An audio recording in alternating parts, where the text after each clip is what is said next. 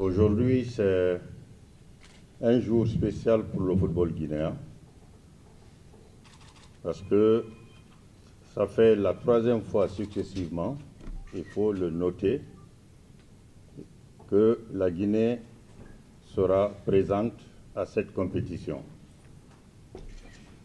La première fois, nous sommes allés en demi-finale où on a été éliminé au tir au but. Deuxième fois, c'est le second tour qui était un quart de finale au Maroc où on a été éliminé.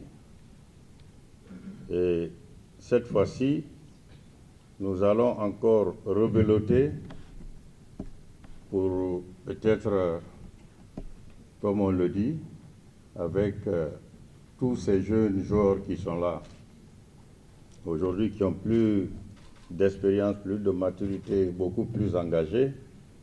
Nous pensons certainement aller cette fois-ci en finale, comme les joueurs le disent.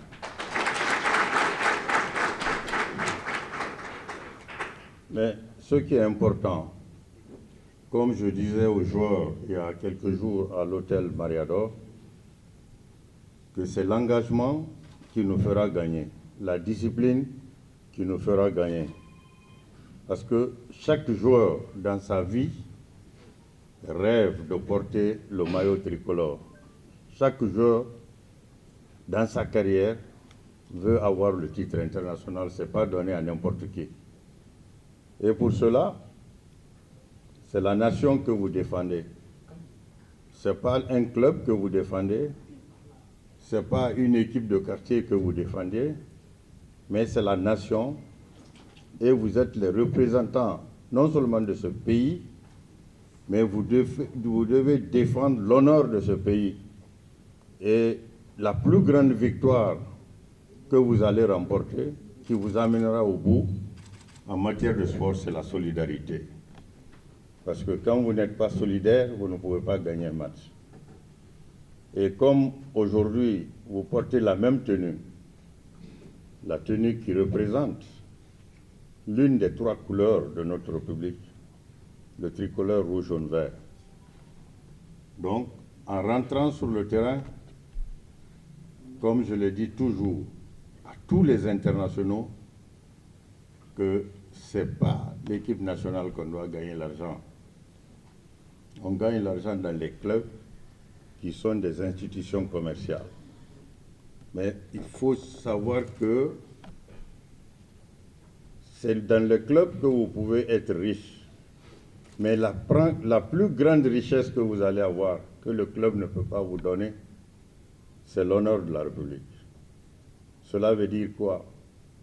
Quelle que soit votre situation dans un club, quel que soit le club au monde, si vous n'avez pas le titre international, vous n'avez pas les mêmes statuts dans ce même club que celui qui a le titre international.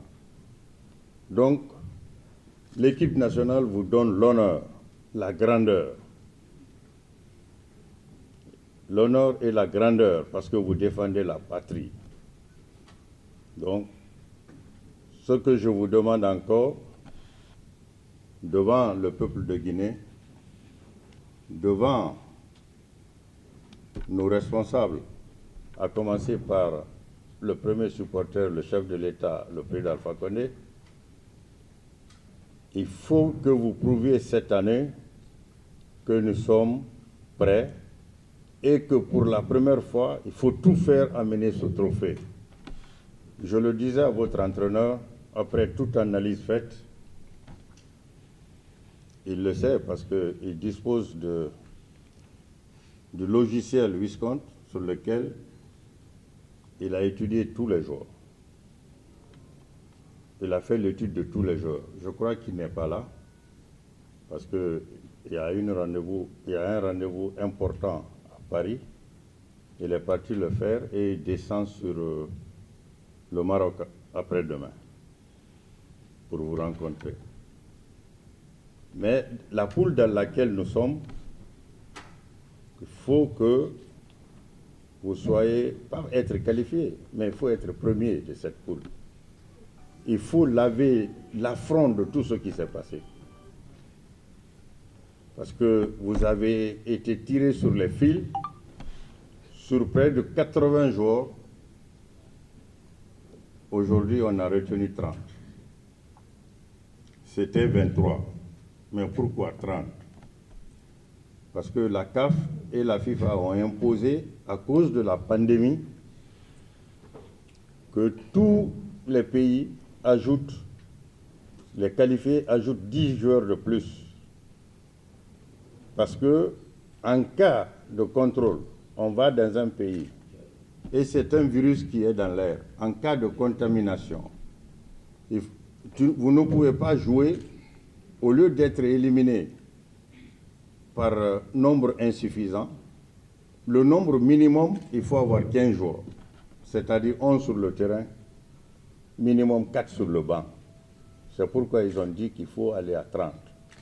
Donc, quelles que soient les conditions, cela vous permettra d'être 15. Mais nous veillerons. Parce que depuis le cas de Horea à Casablanca, nous avons pris soin de voyager désormais avec un membre de l'ANSS qui vient avec les kits et dont nous prenons les dépenses en charge, qui vient avec les kits et qui fera aussi les contre-tests en cas de contestation. Ce qui s'est passé tout dernièrement à Abidjan. Et cela a sauvé l'équipe. Parce que l'ANSS est reconnu et le document qu'il livre, c'est le seul pays aujourd'hui qui livre un document avec l'hologramme dessus. L'hologramme, c'est une norme de sécurité supérieure. Beaucoup ne pourront pas comprendre ce que c'est que l'hologramme parce qu'ils ne sont pas dans les valeurs utiles. C'est la même sécurité qui se trouve et sur les passeports et sur la monnaie. Donc, la Guinée, la fiche guinéenne est très considérée à l'extérieur. Pour ne pas être long, pour ne pas aussi pénaliser tout le monde, Monsieur le ministre, et je suis aujourd'hui avec mon bureau exécutif et l'équipe pour, d'après leur engagement, prendre un serment qui vont pour défendre la nation. Et ils vont la défendre. Ils vont la défendre avec honneur, avec discipline, avec engagement. Et le peuple de Guinée ne sera pas déçu. Le monde sportif ne sera pas déçu. Avec l'appui de toutes ces personnalités qui ont pris leur temps aujourd'hui dans la salle, je vous dis merci pour le soutien, merci pour la présence. Et il faut signaler aussi un cas qui est très regrettable. Avec la pandémie, les matchs se joueront sans spectateurs. Et ça, c'est ce qui est difficile. Je pense seulement à nos supporters, surtout le Bureau national des supporters, qui est un bureau remarquable sur les terrains africains. Même,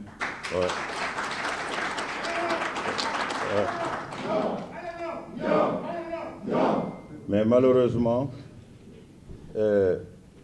maintenant, ils n'acceptent pas plus de 200 personnes par match. Et quand on dit 200 personnes, ce n'est pas 200 personnes par délégation, non.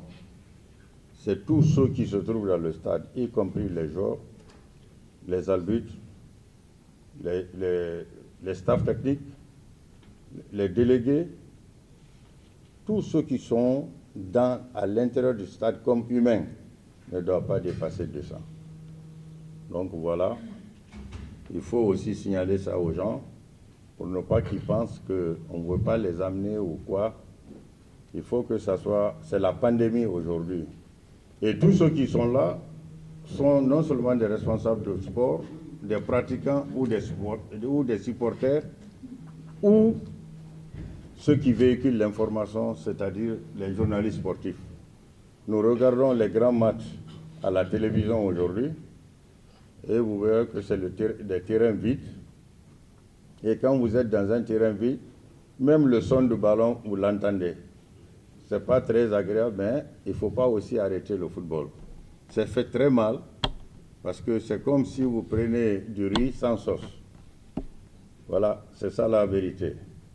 Mais il faut aller avec et nous prions Dieu que cette pandémie reste derrière nous avec son année qu'on appelle l'année 2020 qui nous a créé assez de tristesse. Donc pour une fois encore, nous attendons l'engagement de l'équipe par leur voix de leur capitaine à la fin.